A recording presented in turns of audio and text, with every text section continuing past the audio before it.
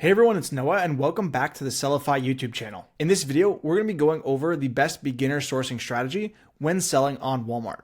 As a beginner, you want to familiarize yourself with sales cycles, different retailers, and just how to go ahead and properly analyze a product when selling on Walmart. So the best place that I like to start is I like to go ahead and I like to check out different retailers and see what sales they're running. So for this example, I'm going to be using Macy's, and as you can see, they're running a pretty big sale at the moment. And you can do this for multiple retailers. So what I like to do is I like to create a separate email address that I'm only going to use for coupons as well as just keeping up to date with sales from retailers. And then using that email, I'll create an account with Macy's, Target, Walgreens, Sam's Club, Costco, Amazon. This way, all of the different retailers are sending coupons and sales to that inbox so I can check it daily to see which retailer I want to source. So today I got notified that there was a Macy's sale. And what I did straight away is I like to sell toys on Walmart. Toys sell really well. So I came straight to the sales section and I just went ahead and I took a look at what items are on sale. So there's a lot of clothing, there's a lot of other items, and you can also go ahead and you can just search up your desired category. So I'm going to search up toys and I'm going to see what products come up. Scrolling down on the toys, I can see that there's a couple of deals, 70% on this brand, 20% off Lego. You also have Barbie. So a lot of these brands do well on Walmart. You also have Disney. So again, Lego, Barbie, all these different kinds of toys sell really well on Walmart, and you can go ahead and you can check any of them. Another thing that I like to do is I also like to go onto Walmart and see what listings sell well from the brand. So let's say we wanted to go ahead and take a look at Lego.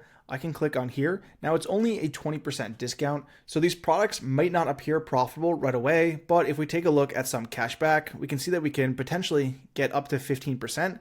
That looks like it's only on Clinique products, but we can see that maybe we can get 10%. We can also check out discounted gift cards. So try and stack all of those different methods to go ahead and get these products cheaper. But going back to the product research, what I like to do is I like to search up the brand on Walmart, and you can go ahead and you can sort by bestseller.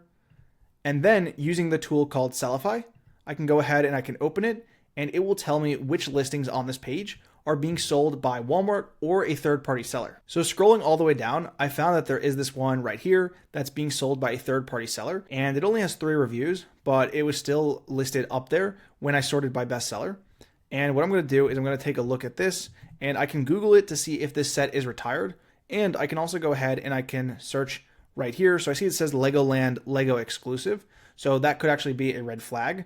And let's go ahead and let's find another one. But essentially, I'm trying to find a product that I can sell. And then I'm going to search the name on Macy's to go ahead and see if they have it. So right here, we have another product with 1,049 reviews and it has 6 offers. And I can see that the buy box is merchant fulfilled. It's not fulfilled by Walmart. So this seems to be a good opportunity. We're going to go ahead and we're going to open it up in a separate tab. I'm going to take the title as well as you can just take the model number. But for this example, I'm just going to take the title.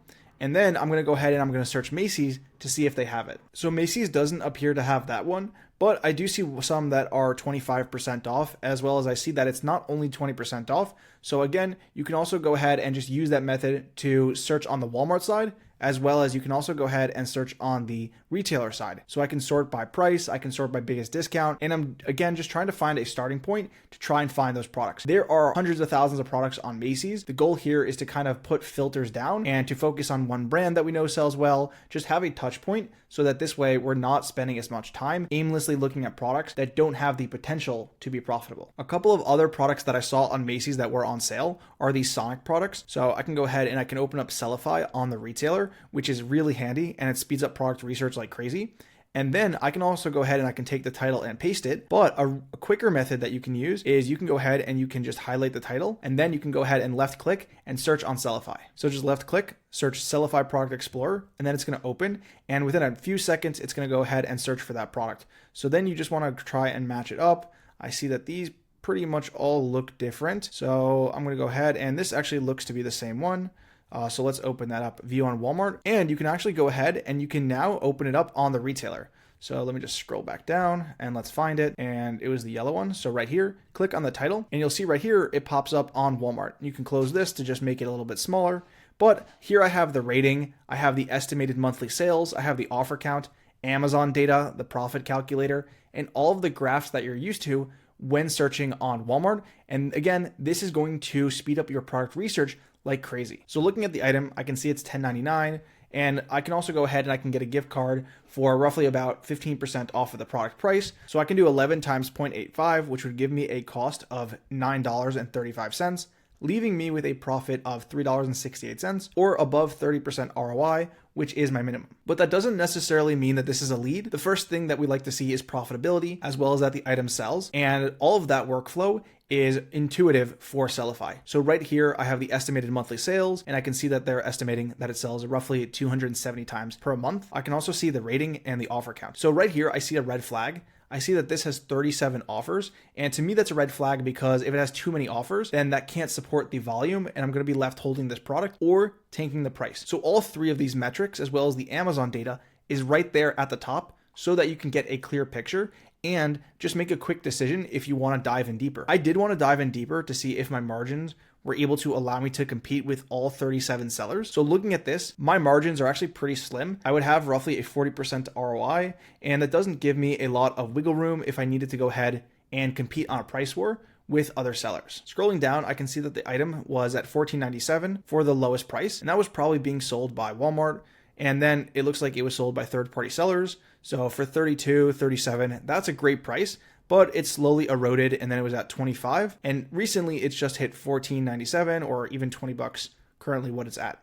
I can also go ahead and I can see all of the fees. I can add additional fees such as overhead, as well as I can add sales tax and then all of that. I can also go ahead and see the product details, and more importantly, the verified reviews. So the verified reviews are left by customers who have bought the item, and it's a really good indication that the item has sold and is selling. Here I can see that the volume kind of dipped a little bit in January, but it's picking up. So this is a good sign. It means that the item is actually picking up in volume and it might continue to sell more. However, taking a look at that red flag that we saw, there are over 30 sellers. There's 37 in total. And if we take a look at all their stock count, there's a seller right here with 254 units. There's another one with 325 in WFS. So it's going to be really hard to compete with them because with all of these seller counts and offer counts combined, we would essentially be holding the product for 3 to 5 months, let's say, if the price did tank. So here's another Sonic product that I found just by looking a little bit more on that page. It was actually the next product, and we can see it selling for $10.99. And when I open it up on Walmart, I see it's at $21.99. So inputting our cost with our discount, I can see that I would get roughly $5 per sale or a 54% ROI. So it's already looking a lot better. Now Sellify is estimating a lower monthly sales, but if I see the offer count, it's only at roughly 11, and 7 of those are WFS, with 4 of them being merchant fulfilled. So it's potentially, again, not as much demand, but also I'm not competing with as many sellers. So I am still interested in this product. And taking a look at the price history, I can see that it is pretty stable. So everything's looking good. We have verified reviews across multiple months. And we have a lot of different sellers, but all of those sellers have a small amount of units. So this would be an item that I would feel confident maybe getting 5 to 10 and competing with these sellers to go ahead and get some sales. Taking a look at the other data on Sellify, I can see the brand. So there's really a low risk for an IP rating, as well as there are unique offers on the buy box, and this brand is pretty healthy. I can also see how well Walmart does on this brand, how many listings they're in stock on, and I can also go ahead and I can take a look at the estimated monthly sales. So I can see the offer count history as well as the unit sold chart. So I do see that the offer count chart is increasing, and it is pretty steadily. I would say over the past month, it's risen from probably around 4 offers to 11, but that 11 and 12 offers has been pretty stable, with 1 offer coming on and then another offer selling off. So it's really not just like increasing exponentially. And if we take a look at the buy box chart, we can go ahead and see over the past 30 days, it's mostly been dominated by Walmart, but Walmart is currently out of stock, and now it's being given to third-party sellers. So this would be a product that I'm interested in, and I can go ahead and bookmark it. I can add notes, as well as I can go ahead and I can export it to a buy sheet where either I can purchase it or a virtual assistant can purchase it, or you just have a record of the products that you're looking at and want to buy. So that's an overview of how to go ahead and do product research as a beginner and how to find your first product to start selling as a new Walmart seller. If you're interested in trying Sellify, be sure to go ahead and check the description down below for a link for a 1-month free trial. As always, thanks for watching, and I'll see you guys in the next video. Peace.